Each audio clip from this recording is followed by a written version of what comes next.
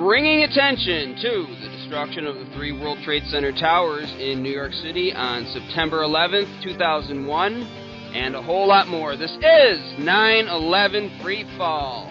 Hi everyone, this is Andrew Steele. I'm back again for another show. Today the guest is going to be Joseph Camera. He's a U.S.Navy veteran and a real patriot standing up for 9/11 truth, just as so many more members of the military are waking up and realizing the real threat to our nation. So stay tuned for that. Now, if this is the first time you're tuning in, this show is 9/11 Free Fall. We talk about 9/11 truth, particularly 9/11 science, and we feature those people out there doing their part to awaken the public about a crime that continues to resonate and warp our nation and our world's collective future. I'm talking about the fact that the Twin Towers and Building 7 were brought down as a result of a pre-planned, controlled demolition, and that we are in serious trouble because certain quote-unquote authorities in our government and in our corporate media are actively covering up this fact, hoping that you move on and look away, that you get lost in the house of mirrors that they have made for us as the world spins out of control and as the leash tightens around our necks. Now, the group leading the way when it comes to exposing the science of the 9/11 crime is Architects and Engineers for 9/11 Truth. This is a nonprofit organization led by Richard Gage, AIA, laying out the evidence since 2007 and doing everything it can to put out the global house fire that 9/11 started. Okay, it's made movies like Blueprint for Truth and its latest 9/11 Explosive Evidence Experts Speak Out, which was #1 most viewed on PBS's webpage. It's also led several actions, many of which we've covered on this show. And because 9/11 is the linchpin to all the offenses we're watching take place right now, AE 9/11 Truth is the Army marching toward the center of the enemy's empire. You out there may be thinking that you're small, that you can't do anything to change the future, but that is a lie, my friends. And that's not something I'm just saying. That's something I know for a fact. All right, my guests every week know it, too. And you can make a huge difference just by carrying out small actions every day. Okay, you can act on AE 9/11 Truth's action alerts, like visiting your local police chiefs and sheriffs to talk to them about the controlled demolition evidence. Or you can participate in Operation Tip the Planet, which we had Laura Cattleman and Richard Gage on last week to talk about.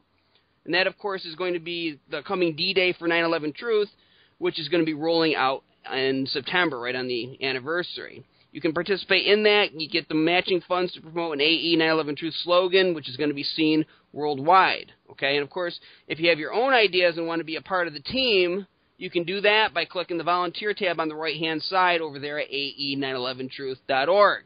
You just leave your contact info, and somebody will definitely be in touch with you. Folks, nobody's going to fix this but you. Now, I know that sounds like a bold statement to you because you're used to either hearing people giggle and they defend their government's lies even when they don't hold water and as the rug catches on fire around them, or you're hearing people dismiss their responsibility and claim nothing can be done to fix our problems. And I encounter both types of people all the time, okay? And what bothers me more are the people who take pride in not caring, as if being helpless during difficulty is some kind of virtue. Now, I don't know how all this is going to end, folks, either globally or personally. All right, maybe a day will come when putting out a show like this is illegal. I don't know. That wouldn't stop me, of course. But in the meantime, though, we have the Internet. We have our free speech. Not because we're allowed to have it, but because we just do. Okay, we're human and we're born with it. And we have the ability to reach people like never before. So this is the time to speak out, if for no other reason than to say that we did everything we could. All right? I'm not all doom and gloom, folks. All right? I think we're going to win in the end, and that this truth will be exposed and everything built on the lie will come crashing down. But the longer we stay silent, the longer we delay the final justice, and the longer we have to deal with the drama of the quote-unquote post-9/11 world. Okay, aren't you tired of it? Aren't you tired of guarding the secrets of criminals because it's ugly? Wouldn't you love to restore some normalcy again, some real security? Okay, you need to go to ae911truth.org right now and enlist in this war for our world's future. If you don't help expose this lie, then you're surrendering to criminals, and the looting of your freedoms and your treasure will not stop. Okay, we always start off with some 9/11 related news, and this first bit isn't news really, but it's just an observation I made. I took my mom out on Easter to see that movie Olympus Has Fallen, and if you don't know about it, it's that movie that has North Korea taking over the White House in this elaborate plot and holding the president hostage And it's coming out coincidentally just as we're suddenly having increased hostilities with North Korea in the real world, and people are talking about the potential of war. Now, they must have put that movie together and distributed it in only a few weeks, because that is just an amazing timing to get everyone boiling angry at the North Koreans right now. And of course, I'm kidding, because normally it takes quite a while to get movies made, and they were advertising this film months ago. But you watch this movie, and you get some not-so-subtle government propaganda messages from it. You get the evil American character inside the White House who helps the bad guys. Of course, he's the guy who is against globalization. And there's also a cutesy, horrific scene that sells the idea that Americans carrying out torture is noble and sexy. But to keep within the focus of this show, what I noticed in the movie is that when it comes to Newton's third law, Hollywood gets it right, while National Institute of Standards and Technology gets it wrong. What do I mean? Well, if you watch the movie, there's a scene in which an airplane piloted by the bad guys who are using it to carry out the initial attack on the White House in the story, they lose control. It gets hit by a U.S. Air Force jet protecting the White House, and it's crashing, and its wing clips the Washington Monument and cuts through half or three-fourths of it on one side near the top, basically partially severing the top part of the structure.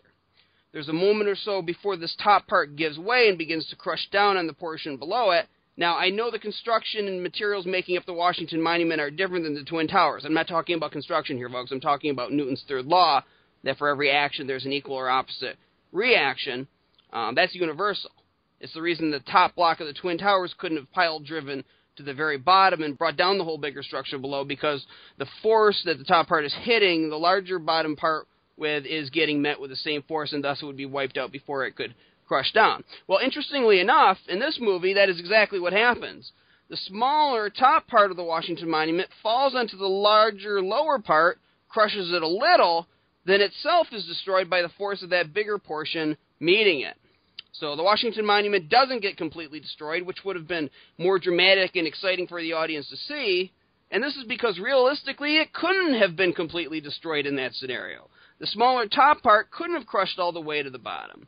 So, because the makers of the movie stuck to the reality of science, the Washington Monument just loses the top part, but the bottom part remains standing. This should have been the case with the Twin Towers on 9/11, but that didn't happen because there were explosives in the building causing the complete destruction of them.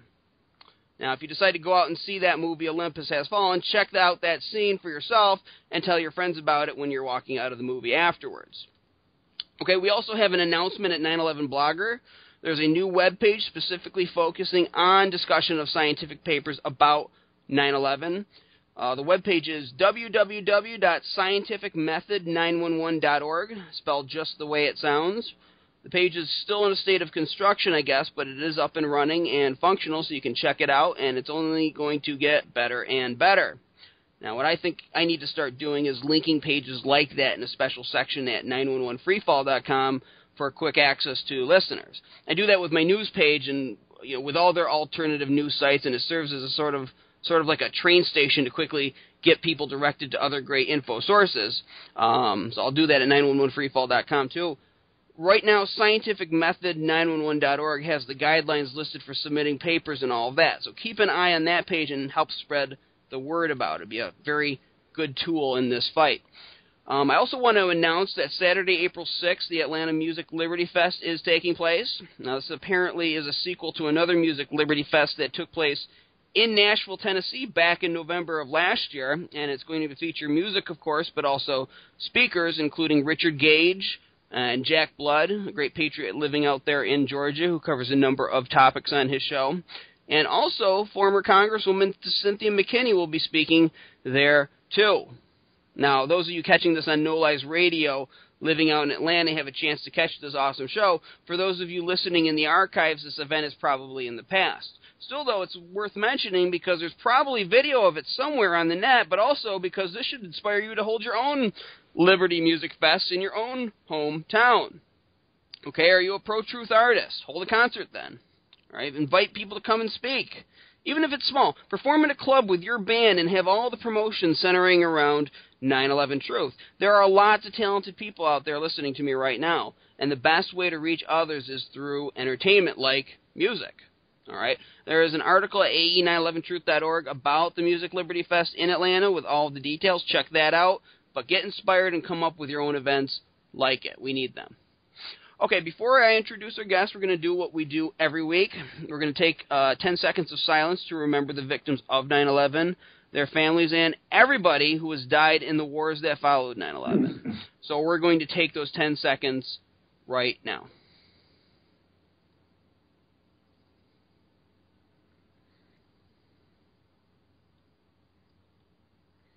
And that is 10 seconds.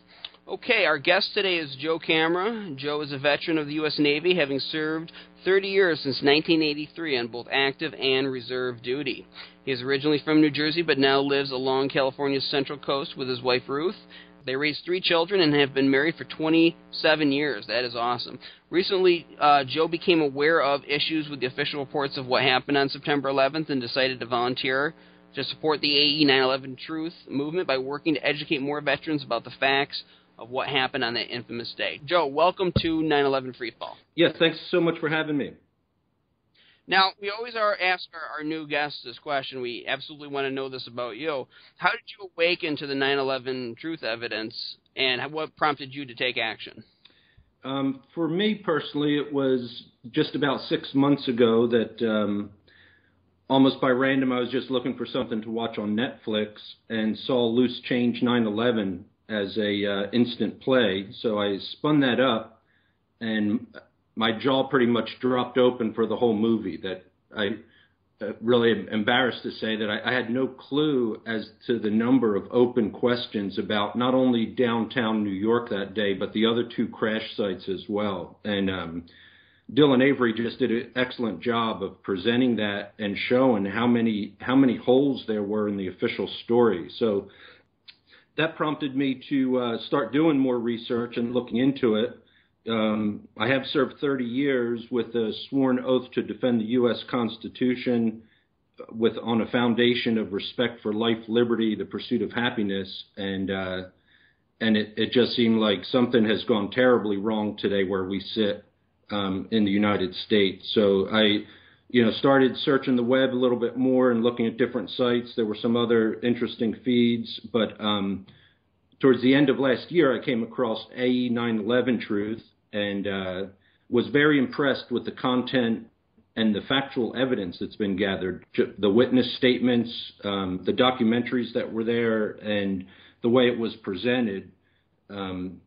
So that, and then looking at the body of folks that are supporting this, that you have licensed architects and engineers that are committed and basically laying their personal credibility on the line to support this evidence. And it really didn't take that much, too. I do have a mechanical engineering degree from Florida Institute of Technology, and I don't think you need to be an engineer at all, though, to look at the evidence and pretty quickly understand that what we were told is far from the full story of what happened that day. The sore thumb sticking out tremendously really is Tower 7.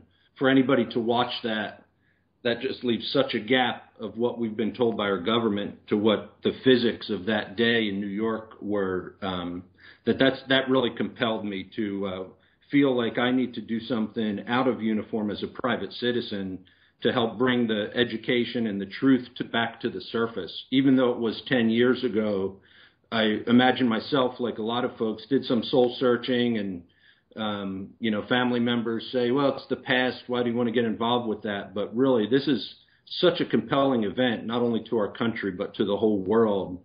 And if we've been misled and the truth was compromised on that first day from the start of this whole Homeland Security circus, not to trivialize it, because it's been a horrific experience both domestically and in foreign affairs, that I really felt like I needed to do what I can.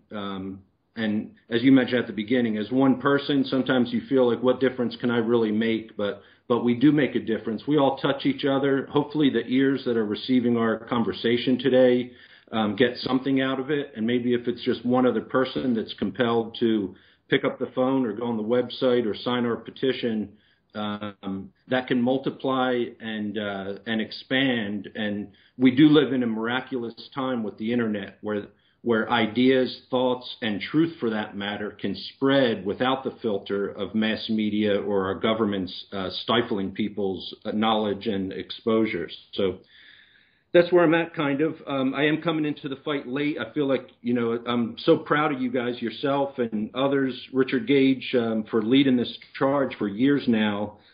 Personally, I have a lot more education myself to do, but I do have thoughts I'd like to share with you and what my current orientation is of where I may be able to make a contribution to the cause, and maybe a few other perspectives, having been in uniform, that kind of has a unique point of view versus somebody that might have, chose a different career path. Right, and it's very interesting to hear that. We talk about people, experts, and the experts speaking out in the movie, laying their names, their careers, their reputations on the line to come out and tell the truth. But, I look at your resume, it's 27 years with the military. Obviously, it'd be an understatement to say it's not a big part of your life, or that it's a big part of your life. And so I want to just kind of focus for a moment on your soul searching, because here you are in a uniform, and there might be other people out there in a uniform listening to you right now. What goes through your mind to look at the implications? And AE doesn't, 9/11 Truth, let me just say this right now to the audience, it doesn't get into blaming any particular party, but there's obvious major ramifications from the evidence and who could have been capable of planting the explosives, and fingers tend to go pointing a certain way when you use common sense. What goes through your mind as somebody who's serving this country, looking at it now in this completely new light? You're right. There is a lot of soul searching, and I think for most people, when they're exposed to the evidence, will go through the same thing, that we're committed to follow the orders of officers above us and lawful orders for the defense of the nation. But some of the actions today and the use of our military is very questionable, particularly by the civilians appointed over our military. And I do have a clearance, so I can't speak about certain operational activities in any way whatsoever. In fact, I'd like to clarify that I'm speaking to you today as a citizen in my civilian capacity, not endorsing any political point of view, other than educating folks as to factual evidence that's relevant in their lives. But there are deep questions as to our application of deadly force and how we're using that today, and whether that fits underneath the wonderful document of our U.S. Constitution, of which our military members are sworn to defend and operate under, for that matter. So I can tell you, I have a lot of colleagues that are still in uniform and vets as well, and almost universally they share my concern as well. That's amazing. And, I think this is important for our audience to hear, because our movement, our activism, and our issue with, 9/11 Truth, the science truth, has gotten this bad rap, scripted by the corporate media, but they're trying to pin this image on the public that anybody that talks about this is some kind of new age fruitcake, or that it's some kind of hippie living in the streets and just shouting nonsense. But obviously it's not. Listen to Richard Gage, but that stigma still follows. But here we have people in uniform, and no, you're not opining on politics here today. You're talking about a mass murder, obvious evidence about a major crime that has had serious ramifications on our country, and this is a matter of concern. And to hear you say this, this should resonate with our audience, and the fact that so many people stand with you. And I guess this kind of leads to another question I have, is that what is the environment? Because you talk about other people being aware of this. What do others, and you don't have to say anybody's names, obviously, but what do you hear other soldiers saying about this topic when it's discussed? I've had no one disagree with me on the technical facts of that day. When you look at the thermite samples, the microspheres of iron, the physics of it, and some folks get it faster than others, but yeah, I think everybody knows the whole story wasn't released that day, and that's very, very troubling to folks too. And you could see, and I don't want to I do want to be cautious about, what I share with folks, but it's public information too in the domain that we're losing more soldiers to suicide now than direct combat. That's a really unfortunate statistic, and people are in these foreign lands very similar to the mid-'70s in Vietnam, wondering what the mission is at this point. Two things on that is I recall candidate George Bush before the 2000 election at one of the debates very clearly stated that he does not believe in nation building and that he respects self-determination of the indigenous people. And that's in pure alignment with the United States and America of what we stand for. But obviously from this event and through the onward into this current millennium, that basically did a 180. We're over in foreign lands basically telling people, if you don't look and act and behave like us, we see you as a mortal threat that needs to be neutralized. And I don't want to overstate it, but I don't think I am. This is like almost analogous to Spanish Inquisition type stuff of people going out and either you convert to Western standards or you need to be neutralized in some fashion. We're just trampling on that respect for self-determination, state sovereignty, and not to mention human life. To be assassinating people, the government didn't do it willingly, but they've basically admitted now that we have drones with lethal weapons over at least 6 nations publicly declared, eliminating people that aren't of military conflict. They're not in imminent danger and imminent threat, yet we're choosing to terminate their life without charge, without trial. And that within the last month, that's another thing that floored me. Once I'd say learning about the facts that it was an inside job and controlled demolition beyond any reasonable doubt. For our government today to be debating where it's appropriate to assassinate Americans and can we do it when they're standing on American soil? Well, that is so far off course of our U.S. Constitution. There's nothing in the Constitution, Article 1, 2, 3, 4, 5, that has anything close to saying the government will retain the power to neutralize someone's life as they deem fit. And we're very close to that point right now. So, this country could never be brought down by a foreign force. The only way it could be brought down is by someone infiltrating and coming from within. And we have that. There's, for lack of a better word right now, there's a cancer that's grown within our circulatory system in this government that needs to be rooted out and neutralized. So again, I don't think I'm overstating the challenge that this is really survival of the United States is at risk here.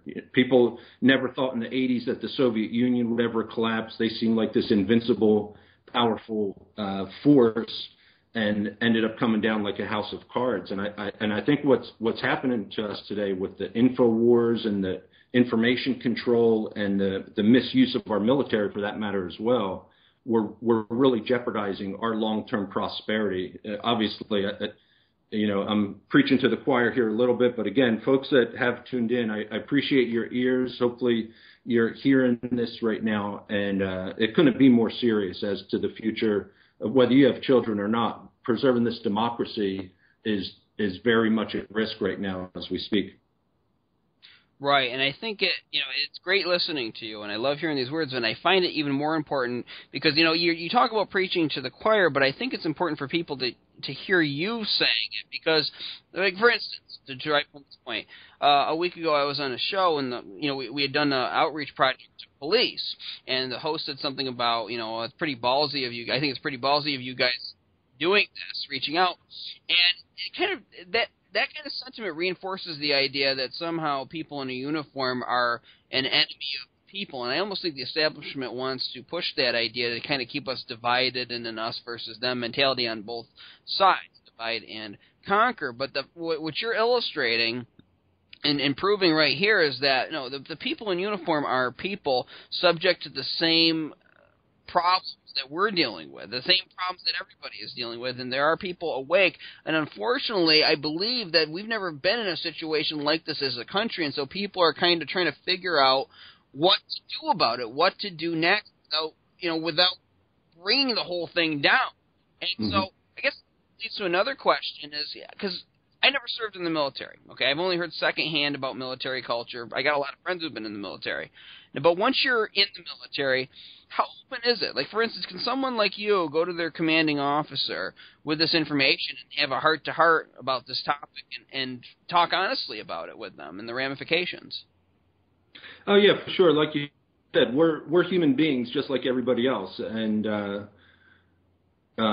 not during working hours or in uniform or any official capacity of serving in the role of national defense. But, I mean, after hours or informal time, there's a lot of conversation going on that people aren't comfortable with the limited information that's being shared with folks and the misleading and the cover-up, particularly the reports, like I said. And I haven't talked to everybody, so it's the sample size is folks that I've brushed into or have come in contact or who've been able to get their ear for a little bit to review things with them. Although some folks have come to me as well on the subject. So I think it's spreading. I think the momentum's building, and I don't want to imply any kind of military mutiny or anything like that. But so I want to be very clear about that. I think everybody's committed to serve, although there is questions of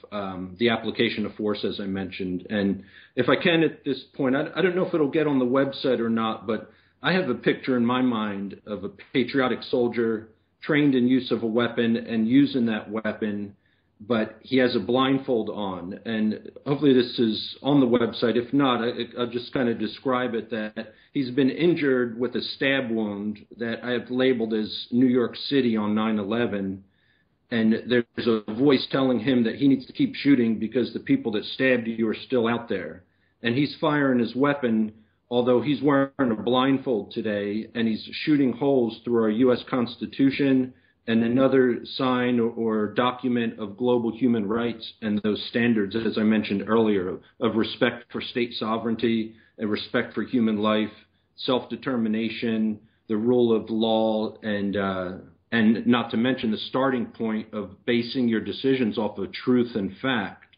And there's a small dark man behind him with a bloody weapon who is the actual perpetrator. So again, as you mentioned, we're not going to speculate who that guy is, but on a relative size, and a big picture, and it's kind of related to this, is none of us are perfect. There's good and bad in everybody, and we kind of adapt to our environment to a degree. But generally, I personally feel, I'm in my 50s now through life experience, and I've been all over the world and I feel very grateful to have served the country and had the opportunity to do that travel. But I feel very confident based on that experience of world travel that 99.99% just want to take care of their families, take care of their neighborhoods, have a safe existence, and live in peace with each other. But you only need that 1 in 1,000 or 10,000 even to really mess things up. It's kind of like, you go to a party and everybody's having a great time, but if 1 or 2 guys get out of hand, it can mess the whole thing up for everybody. And that's kind of where we are, is like you mentioned at the beginning of the show, that people might feel like, I'm one person, what can I do? And this force, if they really control the media and our politicians and the financial world to the degree that's speculated, it seems like they're invincible. Well, I'm sure George Washington on the Delaware River felt the same way when he told people he was going to take on the British Empire of that day. And these guys, particularly, I'm a bit excited. I don't know how successful I'll be of contributing to the team.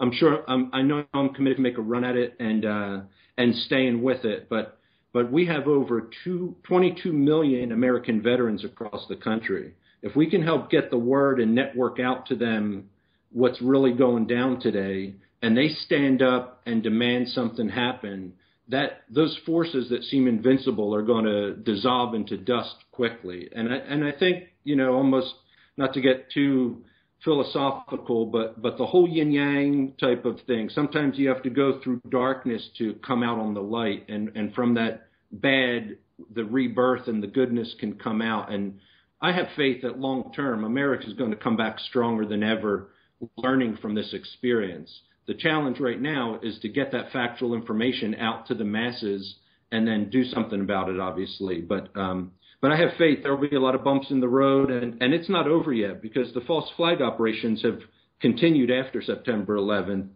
in multiple forms. So these guys think they still have a free meal ticket and can pretty much do what they feel they need to do. Their days are numbered. It's just a matter of how many days. And if we stick together, and like I said, the force of goodness and people believing in good, and the blessing that we live in this day of technology and the internet and communication, point to point, person to person, rather than that filter of what the government chooses to release to people, it's going to come out with the good guys winning in the end. So I'm happy to be with you guys, and I'm optimistic. That is so true, and I think it's interesting how you said you can't discuss this during your work in defense of the country during the time that you're defending the country, but I consider this defending the country. I understand what you're saying. It's just kind of I know irony is a misused word commonly, but I'll say it, kind of ironic, and I'll leave it at that. But no, you are totally right, and this kind of leads to the next question I have is obviously you've joined up with AE 9/11 Truth. What are you looking to accomplish? What are you doing for AE 9/11 Truth currently? I think I volunteered at the end of January. I was impressed. Phil Block contacted me, and a few folks called right away. I felt the vibe of enthusiasm and professional people that care, and that says a lot, that people feed off of each other. And we looked at my experience that I think being a U.S. veteran, the most value at this point that I can offer is to try and reach out to those communities of veterans. And there's a lot of established group in the millions with the American Legion and the Veterans of Foreign Wars. So the current perspective is to take this knowledge of the great work that Richard and the team has put together to gather the factual information, and then network through veteran organizations and others that both locally and nationally and other venues to basically stir up that huge sleeping giant of our American veterans that served proudly in uniform, and to, as you alluded to a minute ago, have them come to the awareness that they can actually do more for defense of America and preservation of freedom and rights out of uniform than they can in uniform. Because there's nothing more important than what AE 9/11 Truth is trying to accomplish here. So that's kind of the orientation. We have a small cell of folks right now on the Veterans Action Team. We've strategized a bit, and I don't know if anybody remembers Dr. Deming from the 80s. I think that's the guy that coined a cell of folks that it's form, storm, norm, and perform, that you kind of got to go through these steps to really, get rubber on the road and move out. So we've a couple starts and stops, and we're feeling our way along. But I feel the energy amongst the guys and gals, and we've got a couple documents put together. We're looking to contact the veterans that I described by emails, letters, phone calls, visits to sites, and to just keep building the base and expanding. So I think the emotion of people that have served in uniform will be a big asset to the ultimate success of getting a new from that day when they were forced to jump out of their own office buildings to today, where people have drones flying over their heads, not knowing if they're going to be chosen as a threat to America and neutralized. That's where we're at starting, and I think the military vets bring a unique spin to this as far as their experience. So hopefully it makes a difference. So this is going to be the veterans outreach team, right? And so people can help you out. How can they contact you if they're a veteran or they want to help out in reaching out to veterans? Two ways mainly. One, we want, again, everybody within the range of our voices now, or contact people if you know that, and sign the petition at AE 9/11. And I believe there's a field in that petition identifying yourself to let us know that you are a veteran, and that will give us some information and opportunity to inform you more of the specifics of what the team is doing. And then the other way is we do have a email site through AE911truth.org, which is Veterans Action Team. All one group, no punctuation. That's Veterans Action Team at AE911truth.org. And that'll vector to the team here, and we can contact you and dialogue how you might best be able to support the cause. And our thinking right now is there are some national events that we want to have a presence and strong visibility, but there's, a grassroots effort, and I don't have a whole lot of experience with this type of engagement as well. So I'm looking to learn from the other existing teams for collaboration, from the writing team and others that have covered a lot more ground than we have to date. But there's a lot that can be done locally with, almost everybody, I think, probably within 10 miles has several veteran organizations within range of a half-hour drive of their home that they can go talk to people and share literature. We have a good website with the store has reasonably priced documentation that can help with your communication to folks. And so we just want to rally everybody from coast to coast and keep building that base out. All right, folks, that is Veterans Action Team at AE911truth.org. It's spelled out just the way it sounds, and we're going to have that email address up on 911freefall.com. And something I forgot to mention before to the audience is Joe here mentioned a graphic that he provided before the show started today, before we started recording, that I'm going to have up on 911freefall.com too. So anytime he makes mention to the graphics, you can go there and look at. Now, that's all great what you're doing, and I respect the hell out of you for doing it. And again, this is what people need to be hearing right now, is they need to know that the military, members of the military, are on our side, and also members of the military need to know that there is a resistance. And we're not talking about an armed resistance, we're talking about a peaceful battle for this country's future. Now, I know, military people, I respect them.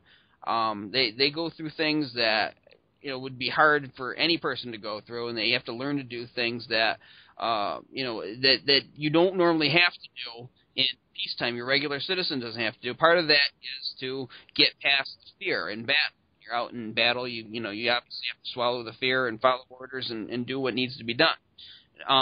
With that said, there may be a certain fear of speaking out about this topic. People who may be aware of this, but they're afraid if they go to their local American Legion or the VFW or these kind of places that you mentioned, that they may be ostracized, they may be laughed at, whatever. They don't want to face that.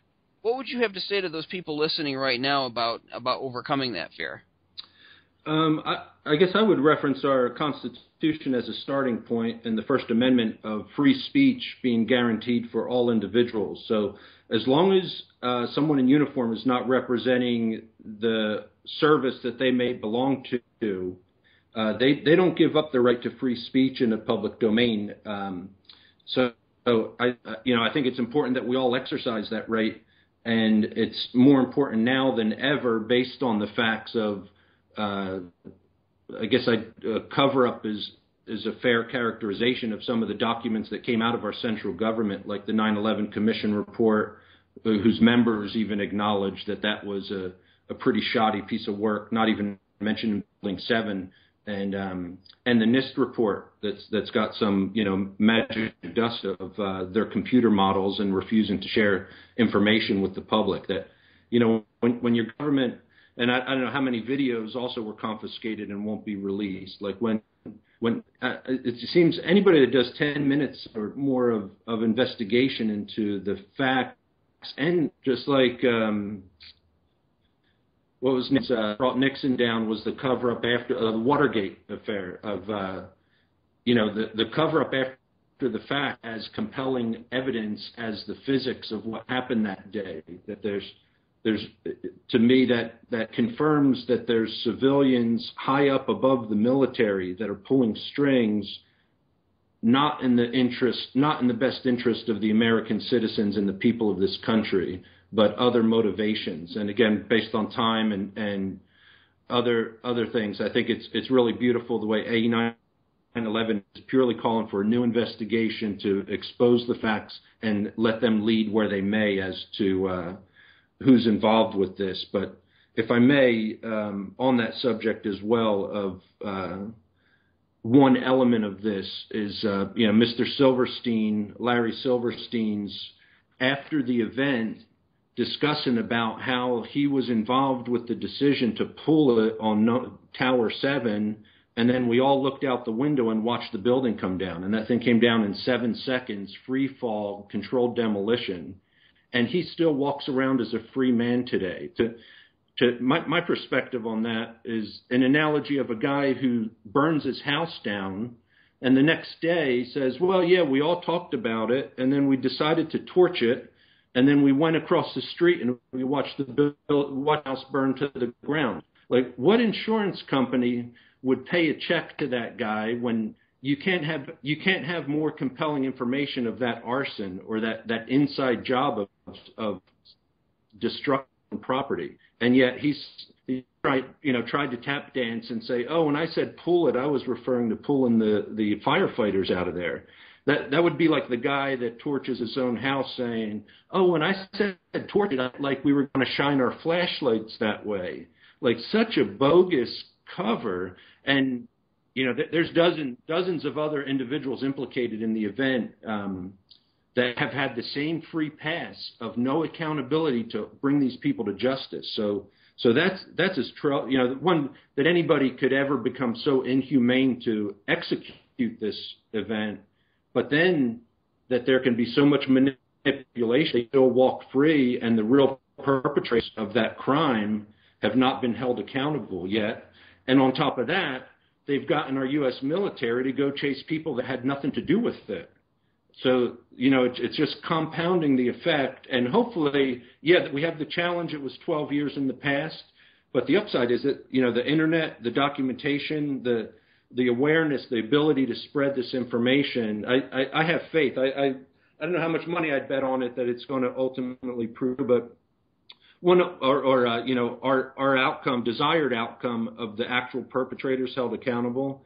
But I'd like to encourage everybody that's been involved with the movement to date or may be considering getting involved as well, is that people that have put their energy, whether it's volunteer hours or some financial resources into this, have already won. Every day there's a victory happening as the information gets spread more and more. These guys just have to be taking a step back and saying, in the age of the internet, maybe we can't get away with this the way we used to be able to in the past. And my perspective there, related to military folks, is that it's very important, besides 9/11 and the facts of that day, is that they invest 1 hour of their personal time to watch a very well-prepared documentary on the USS Liberty.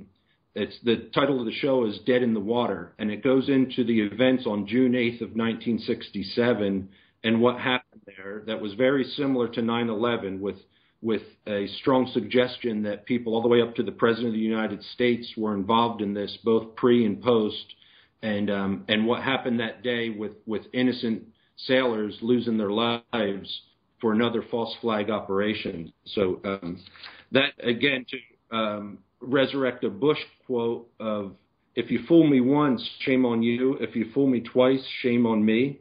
That in a way you could look, and again, I'm not saying myself it's 9/11 and suggest who the perpetrators were ultimately in that and who were involved. We need to let the facts determine that for us. But the fact is, America was directly attacked in a false flag operation on June 8th, 1967. That was fool me once, shame on you. Another horrific false flag attack was on innocent civilians in New York City and other locations in the country. And that's the second time. And now it's shame on us that if we don't remedy this need for this, of who actually perpetrated this, we're basically setting ourselves up for a third time if they believe they can get away with this. And seeing the level of sophistication with the nanothermite and the radio frequency controls and the sophistication of this operation, the cold-blooded nature to say, thousands of civilians should lose their life to move our agenda forward. I have no doubt that the people that did 9/11 would use nuclear weapons and could easily justify taking out Los Angeles or taking out all of New York City. This is, I guess I would just want to stress, like, the seriousness of this. The kind of the balance beam is to say it was 12 years in the past, a lot of water under the bridge. Let's just look forward and let go of it. But the other perspective is, if we do that, we're leaving ourselves vulnerable to the third false flag that may be something horrifically worse than September 11th. So we can't let this lay as it is. We need to keep it alive and keep the movement going. So again, thanks to everybody that's been engaged to date, and I hope people that thinking about it are compelled that yes, the foundation of truth to build off of for justice is very important. And if the government can put out disinformation and a clear cover-up, this country will cease to exist in the near future. So thanks to everybody who's put something into it to date. Right, and you're quoting that George Bush quote, "Fool me once, shame on you. Fool me twice, shame on me." The difference is you actually got the quote right, unlike George Bush. Just an observation there. And you talk also about, you don't catch the perpetrators, they'll do it again. And I asked the audience to think about, what if there was a string of murders in your small town? What if you kept on finding people with their throats slashed, one in the park, one behind the school? Here you'd think, okay, well, we have a serial killer here. There would be a major public outcry to find the perpetrator before they strike again. So goes the same with September 11th. Okay, we have a clear evidence that the 9/11 was not the crime we were told it was, that these buildings were brought down in a controlled demolition. It's absolutely impossible for them to have fallen otherwise. So we need to find out who did this. It's common sense. The problem is that, I've talked about this before in the show, is that the general public, well, less and less now as we get further from the event and we see what's happening with our country. But the general public for the last 12 years has always associated these quote-unquote leaders, these quote-unquote representatives like George Bush and then Barack Obama, Dick Cheney, Donald Rumsfeld. They've associated America, wrapped their identity of America with the identities of these people, but America is so much bigger than these people. These are just people filling a position, people who are just as corruptible as any other person you know, including the guy at the grocery store bagging your food, okay?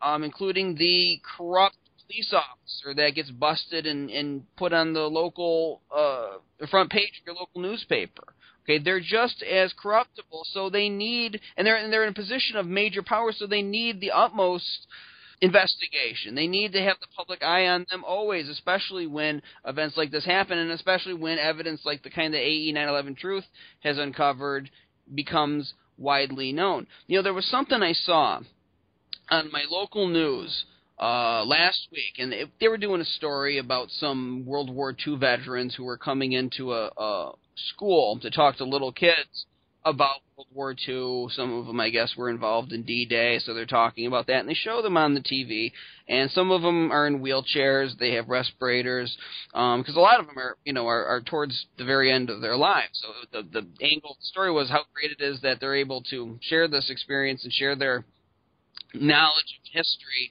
with the younger generations. But the newscaster lady ended it with this, talking about how this relates to our current soldiers out there fighting for our freedom, as if this is the same thing as World War II that's going on right now. And I guess I would like you to address in terms of, the difference between older soldiers. Now, obviously, World War II vets probably have a lot on their plate right now, so I wouldn't ask them to speak out as much, but what about people in, like, Vietnam vets, people who are older and wiser? Because I see more people are waking up. The young people who rushed out to join the Army when 9/11 happened are starting to get more mature. They have more life experience fighting these wars and seeing what's happened, and they're getting older, too. You tend to get more mature as you get older, most of us. But also, too, the Vietnam vets, do you see any kind of difference in the awakening ratio between people who served long ago and people who are currently? Very good question, although I don't have an answer for you. That I don't really have a gauge of what the difference might be. Although, if I can on the subject a little bit, it's important for the whole country to honor anybody in uniform that's willing to basically pledge sacrificing their own life and laying down their own life to preserve their family's well-being, their neighborhood's well-being, and their nation's well-being. And again, we don't all have all the information that's relevant. Vietnam took the course that it did, and post 9/11 events are taking the course that they did. And there's some unfortunate elements to that. But as far as individuals in uniform, I think somebody, whether in Afghanistan, Iraq, or served in World War II, deserve as much respect and honor equally. But having said that, the perspective as well of 9/11 is, this country is relatively young, a little over 200 years. From the day we were founded to really, in one perspective, up through Desert Storm, we defended the right for local self-determination. We fought the British Empire, and World War I, we fought the Germans. World War II, we added the Italians and the Japanese to that. Through the 45 years of the Cold War, we basically were posturing and had some level of engagement with the Soviets and the Chinese. Korea was rolled into that. And all of those efforts, there wasn't hate for the individuals or the people of those nations. What I believe the real enemy is centralized power. So that gets to the thought of 9/11 even is horrific event, terrible thing that needs to be remedied. But that 9/11 is a symptom of the disease, not the root cause of the disease. And our vulnerability to that is related to now the massive centralized power that's been accumulated in Washington, D.C. That partly every American needs to take responsibility for where we are today. And not to get off the subject too much, but basically the way the system is built right now, we mail Washington $3 trillion in revenue each year, and the system is rigged to say you have 12 months to spend all of it. And so, we shouldn't be surprised you have 200,000 registered lobbyists jumping like sharks in the water to try and grab a piece of that pie like fanatics. What we've been fighting for 200 years from overseas forces of centralized power abusing their people now taking root in this country. And so not to annihilate ourselves, but it can be remedied. But there's a bigger fight here as well. So I think we're running down on time. But to circle back a little bit, too, for our veterans, I love each and every one of them. I honor their service from the moment they put the uniform on and answered the call of duty, but they can do more out of uniform than in uniform at this point. Key things is to understand what really happened, and A 9/11 Truth will provide more than enough information to solidify that. Take action, sign that petition, get involved, network with other vets, and get this thing fixed.